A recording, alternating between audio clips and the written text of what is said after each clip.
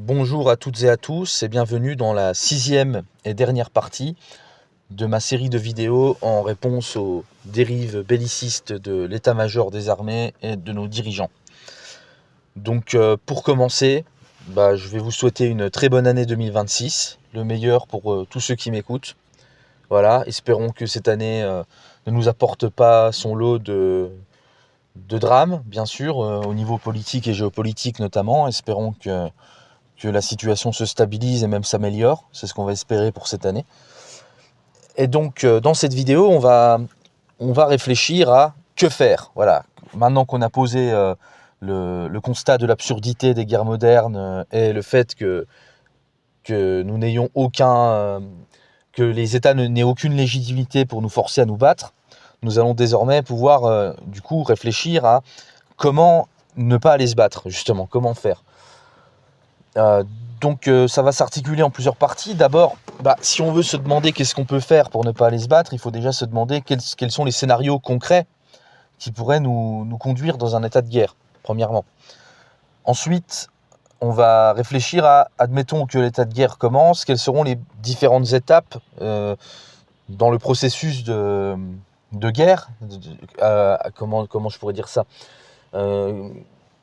que se passe-t-il une fois qu'on est en guerre, quoi, en gros. Et dans une dernière partie, on s'attachera à réfléchir justement aux solutions à la fois individuelles et collectives face à cette situation.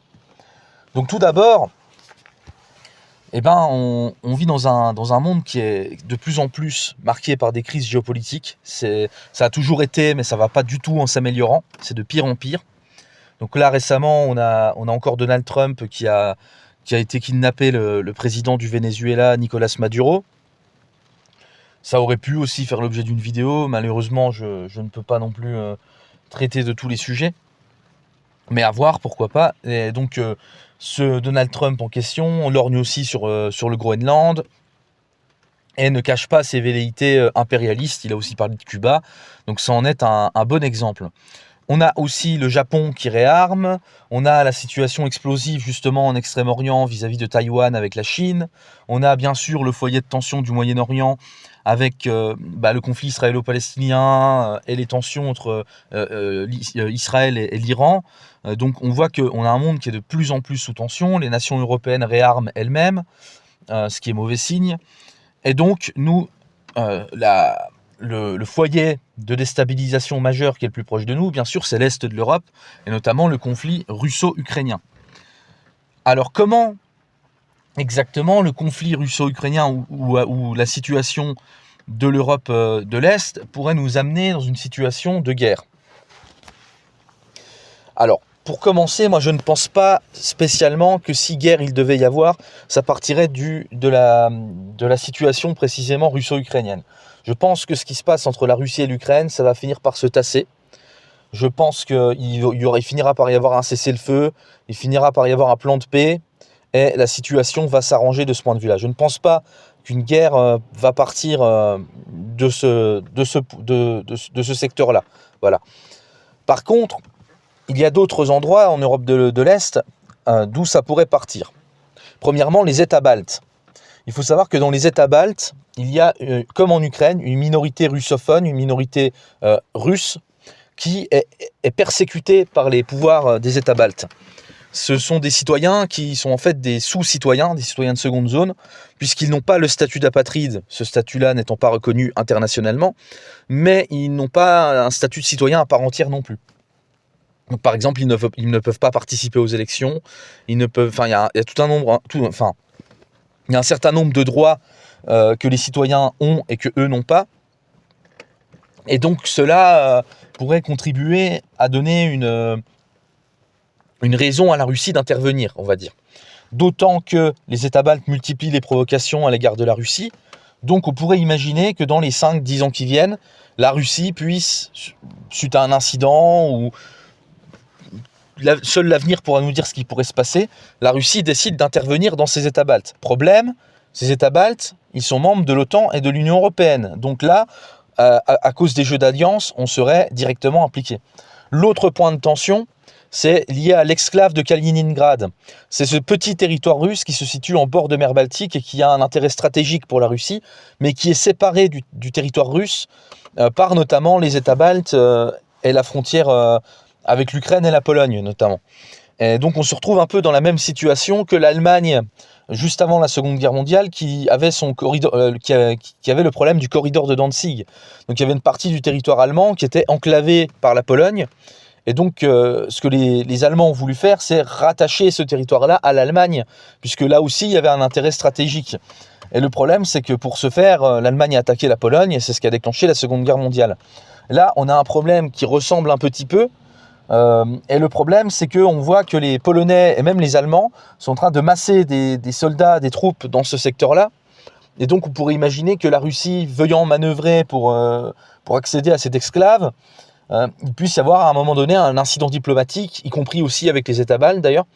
Et donc là aussi, on parle d'États qui sont membres de l'OTAN ou de l'Union européenne, et ça pourrait être inquiétant. Donc pour moi, c'est ces endroits-là qu'il faut particulièrement surveiller pour les 5 ou 10 ans à venir. Voilà. Et donc, qu'est-ce qui se passerait concrètement si il y avait un incident de ce type? Premièrement, parce que nous, on va parler de la France, parce qu'on habite en France, on est citoyen français, donc on va s'intéresser à ce cas-là. La France pourrait décider d'envoyer des troupes, mais à des fins de maintien de la paix, on va dire, des fins de maintien de la paix. Comme ce qu'ils veulent faire actuellement en Ukraine. Macron a dit que s'il y avait un cessez-le-feu en Ukraine ou un plan de paix, il voudrait envoyer des soldats français pour garantir la paix. Eh ben, on pourrait imaginer que s'il y a un incident dans les États baltes ou à la frontière polonaise dans ce secteur-là, par exemple, Macron décide d'envoyer des soldats français pour comment je pourrais dire ça, Macron ou un autre, puisque techniquement, j'espère que ce sera le cas, il est plus censé être là en 2027, mais disons que la France pourrait décider d'envoyer des troupes là-haut pour sécuriser, entre guillemets. Tant qu'on en reste là, c'est pas forcément ultra inquiétant, parce que la paix peut encore être préservée tant qu'il n'y a pas des soldats français, des soldats russes qui se tirent dessus. Donc jusque-là, ça peut encore être préservé. Par contre, s'il commence à y avoir une situation où l'armée d'active est envoyée là-bas et que justement des soldats russes et des soldats français se tirent dessus, là on entre clairement en guerre. S'il y a le moindre incident diplomatique de ce type-là, on entre en guerre.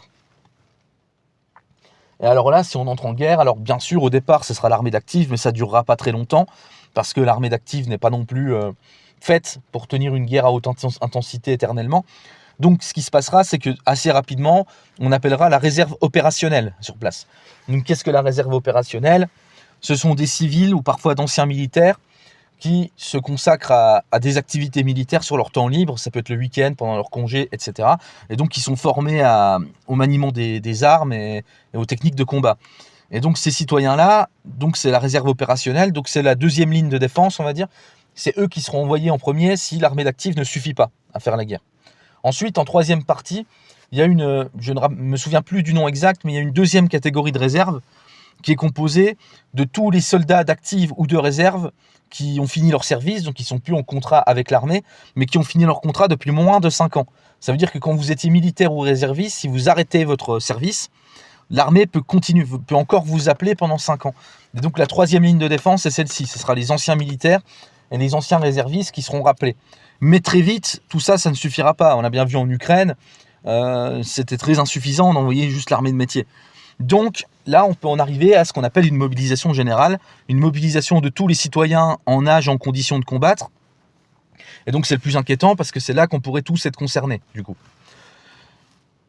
Et donc, bien sûr, on me rétorquera peut-être qu'aujourd'hui, faire une mobilisation générale, c'est plus compliqué parce qu'il n'y a plus le service militaire depuis les années 80 et que depuis les années 90, si je ne dis pas de bêtises plutôt, et donc que les citoyens ne sont pas formés à la guerre et que les envoyés au front seraient à perte, en gros.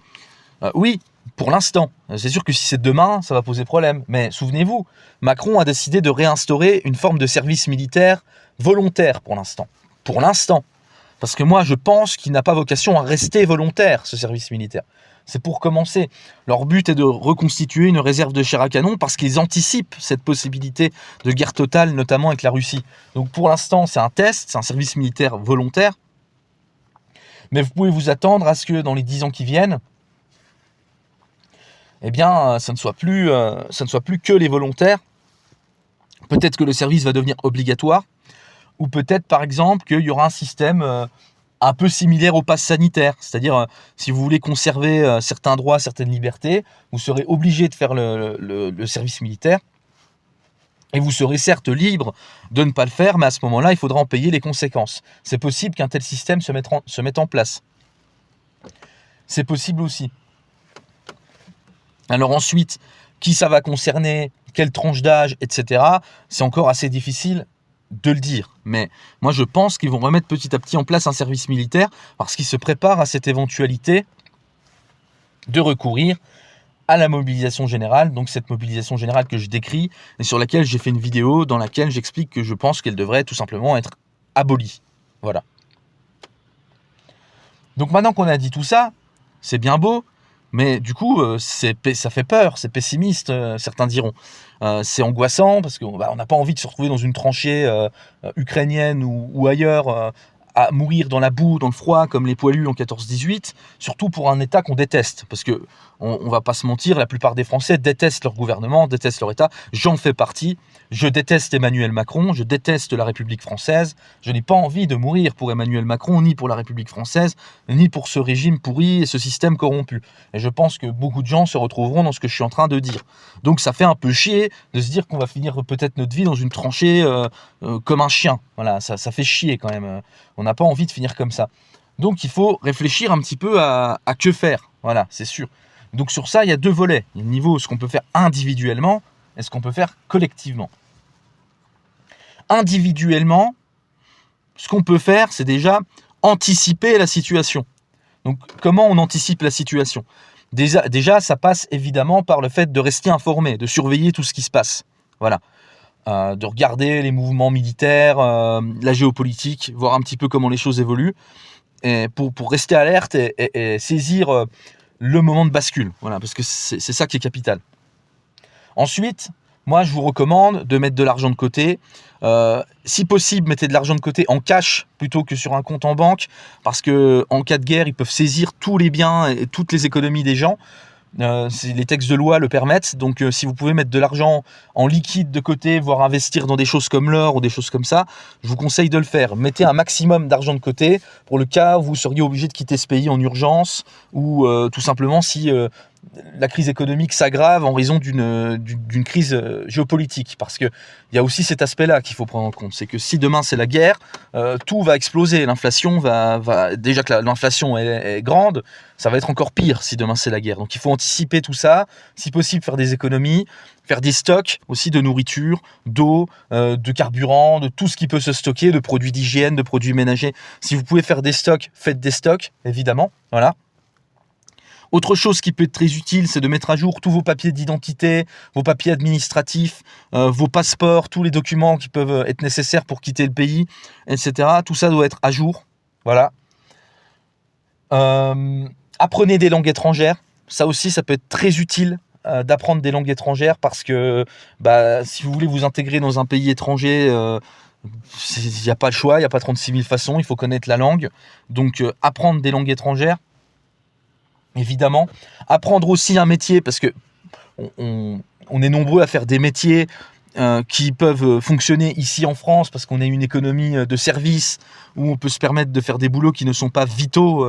Je dis ça sans dénigrer personne, mais en France, il y a des tas de boulots qui ne sont pas forcément qu'on trouve pas dans tous les pays. Voilà, en France, on peut se payer le luxe de faire des métiers passion, par exemple, ou certains métiers de service, justement, des métiers en gros, tout ce qui n'est pas agriculteur, ouvrier, médecin, soldat, quoi. Enfin, en gros, voilà, pour simplifier au maximum.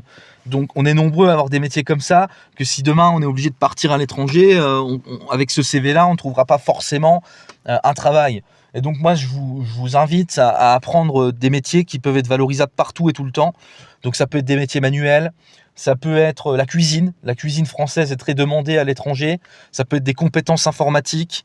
Ça peut être des pratiques de culture aussi. Cultiver la terre, apprendre un peu de techniques d'agriculture, ce genre de choses. Qu'est-ce que ça peut être d'autre? Enfin, vous voyez, des métiers qu'on trouve partout et tout le temps, qui ont toujours existé, qui existeront toujours. Je vous conseille d'apprendre un minimum à maîtriser ce genre de choses. L'enseignement, ça peut être intéressant aussi, parce que à l'étranger, on aura toujours besoin de comment, par exemple, un prof de français, ça peut être vachement utile. Et justement, apprenez les langues aussi pour ça, et puis aussi parce qu'ils ont, à l'étranger, les gens peuvent avoir besoin de traducteurs ou ce genre de choses. Donc ça peut être des métiers qui vont être très valorisables. Donc apprenez un métier, même en parallèle du vôtre, ce qui n'implique pas forcément de quitter votre métier actuel, mais apprenez un métier que vous pourriez exercer à l'étranger si jamais vous étiez amené à partir. Ensuite, il y a aussi tout un volet préparation physique. Faites du sport, entretenez-vous. Moi, je conseille la course à pied et la musculation pour rester en bonne forme physique. En plus, ça n'implique pas forcément... Vous pouvez faire de la musculation au poids du corps. Vous n'avez même pas besoin de vous inscrire dans une salle de sport. Vous faites ça chez vous. Ça nécessite juste un peu de motivation et de se mettre du plomb dans la tête, mais c'est faisable. La course à pied, c'est pareil. Vous pouvez aller courir à côté de chez vous, dans la forêt si vous êtes à la campagne, ou dans un parc si vous êtes en ville. Il y a toujours moyen, c'est pas difficile. Après, sinon, je peux aussi vous conseiller, si vous voulez mettre de l'argent et faire du sport en club, tout ce qui est sport de combat, c'est très bon également. Voilà, tous ces sports-là peuvent être très utiles. Habituez-vous aussi à faire des randonnées et des bivouacs dans la forêt, parce que ça peut être très utile en situation de conflit. Voilà. Et donc je reviens sur l'aspect intégration dans un autre pays, parce que vous voyez, nous, quand on accueille des migrants, déjà vous voyez qu'ils sont pas toujours très bien traités, hein. On les voit qui dorment dans les tentes, là même par -5 et tout ça, donc c'est pas évident. Mais dites-vous qu'on est en France, on est dans un pays humaniste, on est dans un pays qui traite bien les gens. Imaginez que si vous deviez immigrer dans un autre pays, ça serait peut-être pas la même. Et donc, il vaut mieux arriver avec des billes, parce que sinon, vous allez finir... ça se trouve, vous serez rapatrié en France, ou alors vous allez mourir de faim et de froid, ou de tout ce que vous voulez dans la rue. Donc, c'est pas forcément le bon plan. Mais en tout cas, voilà. Donc, j'ai à peu près fait le tour de tout ce que vous pouvez faire pour vous préparer. Maintenant, je parle de partir. Alors, partir quand et partir où? Alors moi, ce que j'ai envie de dire, c'est si tout va bien dans votre vie actuellement, que vous êtes en mesure de partir et que vous avez une idée de destination et que c'est pas trop compliqué de partir, je vous conseille de partir tout de suite, franchement. Et pas que pour les histoires de guerre, parce qu'on voit bien que dans ce pays, tout se casse la gueule, que ce soit l'économie, que ce soit l'insécurité, que ce soit... Enfin, il y a des tas de raisons de partir de ce pays qui est en voie de tiers-mondisation. Donc si vous avez la capacité de vous en aller de ce pays maintenant, faites-le. Voilà, c'est un conseil que je vous donne. Maintenant... Moi, ce que je pense, c'est que il faut faire attention à une chose, c'est que si demain on entre en guerre, les frontières risquent d'être fermées et fortement contrôlées. Il y aura sûrement de la surveillance par drone, y compris dans la forêt, y compris pour voir si quelqu'un essaye de rentrer ou de quitter le territoire de manière clandestine. Ils l'ont fait pendant le Covid, donc je vois pas pourquoi ils le feraient pas en temps de guerre. Bien sûr, les axes routiers seront très contrôlés. S'ils ferment les frontières, je vous le dis, ça sera très compliqué de quitter le pays. Donc il faut, dans tous les cas, si vous avez envie de quitter ce pays, il faut le faire avant que cela arrive. Donc, d'où l'intérêt de scruter les informations et de rester alerte. Pour moi, pour l'instant, c'est pas forcément absolument essentiel de quitter le pays. Encore une fois, si vous pouvez le faire sans trop de dommages, faites-le. Mais pour l'instant, je ne vais pas vous donner une fausse alerte. Pour l'instant, je pense que c'est encore gérable de ne pas quitter le pays. Par contre, si vous ne voulez pas participer à cette guerre, s'il commence à y avoir des troupes massées dans les pays de l'Est, et a fortiori des échanges de tirs, et qu'on commence à entrer ouvertement en guerre, n'attendez pas que les frontières soient fermées ou qu'il y ait un ordre de mobilisation générale pour quitter le pays. Il faut partir avant, parce qu'une fois que tout ça arrivera, ça sera trop tard. Et si en plus vous quittez le pays alors qu'il y a un ordre de mobilisation générale, vous serez considéré comme déserteur, et là, en temps de guerre, la peine peut être lourde. Bon, on ne fusille plus les gens normalement en 2026, quoique ils pourraient rétablir ce genre de mesures, hein. On est à l'abri de rien maintenant, hein. Le monde est en train de régresser à vitesse grand V, on est à l'abri de rien. Donc il ne faut pas non plus exclure le fait qu'ils rétablissent la peine de mort pour les déserteurs. Pour l'instant, on en est loin, mais c'est pas exclu. Mais dans tous les cas, vous pourriez prendre une peine de prison assez lourde et de toute façon forcé à aller au front s'ils mettent la main sur vous. Donc mon conseil, c'est si vous voulez quitter le pays, faites-le avant que la mobilisation soit générale et obligatoire, parce que là, ça va être compliqué. Donc il faut anticiper la chose. Donc moi, ce que je vous conseille, c'est pas forcément de partir immédiatement, mais essayer de commencer à y réfléchir, à faire des plans, à organiser votre voyage et votre installation à l'avance, d'avoir au moins ça dans un petit coin de votre tête. Comme ça, le jour où ça devient essentiel de partir, vous n'aurez plus qu'à appliquer un plan tout fait, vous n'aurez pas besoin d'y réfléchir pendant 30 ans. Vous pourriez même avoir déjà votre valise de prête et vos papiers et tout ce qu'il faut. Ça ne veut pas dire que ça va arriver, moi je croise les doigts, j'espère qu'il n'y aura jamais la guerre. Mais si la guerre arrivait, au moins vous seriez tout de suite prêt. C'est des principes élémentaires de survivalisme en somme, c'est tout. C'est pas si compliqué que ça. Enfin, où en étais-je dans mes explications ? Alors, pardonnez-moi, j'ai un petit trou. Oui, j'en étais à ça. Donc, où partir ? Alors évidemment, si vous décidez de partir, il faut éviter tous les pays membres de l'UE et tous les pays membres de l'OTAN. Parce que ça ne fera que décaler le problème si vous faites ça, si vous partez dans un pays de l'UE ou de l'OTAN. Maintenant, bien sûr, évitez tous les pays en guerre de manière générale. Et visez plutôt, de mon point de vue, des pays déjà qui sont hors conflit et qui sont un peu... qu'on soupçonnerait pas, quoi. Moi je pense à certains pays d'Afrique, certains pays peut-être d'Amérique latine, et encore que, surtout que ça chauffe avec Trump maintenant, donc se méfier quand même, mais peut-être des pays d'Asie aussi, des pays où personne n'ira vous chercher, où personne pourrait s'imaginer que quelqu'un va se planquer là-bas, quoi. Donc je vous conseille ça, mais faites attention quand même à éviter les pays en guerre ou les pays avec trop d'insécurité. C'est quand même de bien choisir le pays. Je vous dis ça, j'ai pas d'idée de pays en tête, hein. Sérieusement, comment je suis comme vous en fait, hein. Je suis pas un expert en fuite. J'y réfléchis en même temps que vous en fait. C'est vrai que c'est pas évident de trouver une destination qui serait vraiment à l'abri. Il faut aussi prendre en compte le risque nucléaire. Il faut prendre en compte, parce que s'il y a une guerre, ça pourrait malheureusement dégénérer en conflit nucléaire. Et à ce moment-là, il faudrait essayer d'être dans un pays qui ne serait pas frappé par ces bombardements nucléaires. Voilà. Après, j'aurais pu vous conseiller les États-Unis. Mais bon, déjà, il faut voir comment c'est de vivre aux États-Unis, hein. C'est une économie ultra-libérale. C'est un peu marche ou crève. Donc, si vous n'êtes pas prêt pour ça, et encore plus si justement vous n'avez pas un métier qui s'adapte facilement, tout ça, ça va être compliqué, les États-Unis.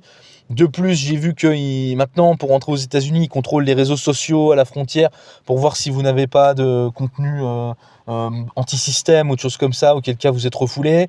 Donc ça aussi, il faut y faire attention. Et puis les États-Unis, ils sont dans l'OTAN, hein. Justement, c'est la raison principale. Maintenant, ce qui peut peut-être protéger aux États-Unis, c'est peut-être le fait que dans toutes les guerres jusqu'ici, ils ne se sont jamais impliqués directement, à part une mobilisation générale. Je veux dire, pendant les 2 guerres mondiales, c'était pas une mobilisation générale aux États-Unis. Ils sont toujours restés plus ou moins en retrait, finalement, quand on regarde bien. Donc, peut-être les États-Unis, mais moi, je vous conseille pas. Franchement, moi, je vous conseille plutôt de chercher un pays paumé, un pays où personne penserait vraiment que vous puissiez y aller. Et ouais, je pense qu'il faut plutôt cibler quelque chose comme ça. Voilà. Après, en dehors de ce que je viens de vous expliquer, c'est compliqué d'anticiper mieux que ça. Il n'y a pas non plus 36 solutions, hein. Si demain ça pète, c'est soit de vous êtes dans le pays et c'est tant pis pour vous, soit de vous êtes parti et tant mieux. Mais il n'y a pas non plus des milliers de solutions, hein. Ça reste assez compliqué. Mais maintenant, il y a des solutions collectives pour essayer d'empêcher que tout ça arrive. Déjà, pour commencer. Et donc, dans ces solutions collectives, ce qu'on peut avoir, c'est déjà de se grouper, de faire des réseaux, hein, de prendre contact entre personnes qui rejettent ce fonctionnement belliciste, et bien sûr de participer à toutes les initiatives qui s'opposent non seulement à la guerre, mais aussi au système de manière générale. Parce que si le système s'effondre, ça peut être l'opportunité d'échapper à la guerre. On a bien vu, par exemple, quand il y a eu la révolution russe en octobre 1917, cela a provoqué la la Russie est sortie de la guerre, par exemple. Donc c'est grâce à la révolution d'octobre 17 que les Russes ont pu arrêter de se battre. Donc vous voyez qu'un changement de régime, ça peut tout changer sur le plan géopolitique. Donc tout ce qui pourrait appuyer un changement de régime, il faut le soutenir. Donc il faut aussi soutenir toutes les personnalités, tous les mouvements, toutes les œuvres artistiques, tous les livres, tout ce que vous voulez qui va s'opposer à la guerre et qui va s'opposer plus largement à ce système. C'est important. Voilà. Ensuite, il y a autre chose. Collectivement, il faut se méfier de la pensée réactionnaire. Alors, je vais vous expliquer pourquoi. Parce qu'il y en a qui, ça fait 20 ans, il y a un piège en fait dans tout ça. C'est que depuis